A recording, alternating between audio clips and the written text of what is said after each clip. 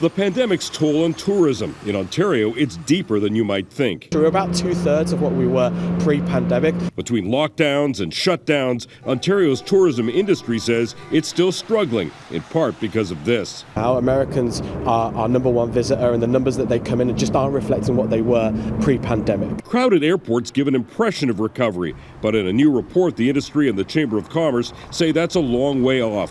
A full recovery of the sector is not expected until at least 2025. And in the meantime, they're looking for more government help to keep going. And the report does point specifically to some debt forgiveness measures for those highly indebted tourism operators.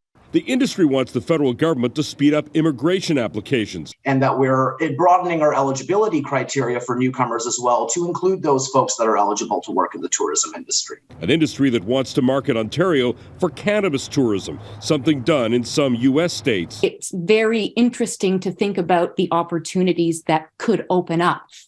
In Canada, there's a huge plethora of opportunities that we could utilize the cannabis tourism industry to grow our economy in Ontario.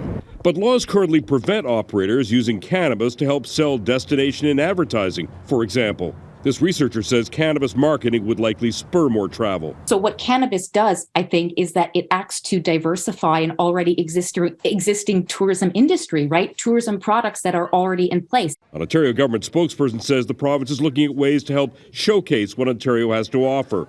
That staycation tax credit brought in to encourage travel in the province may not last beyond this year, even though the industry claims it'll be 2 more years before it gets back on its feet. Seán O'Shea, Global News.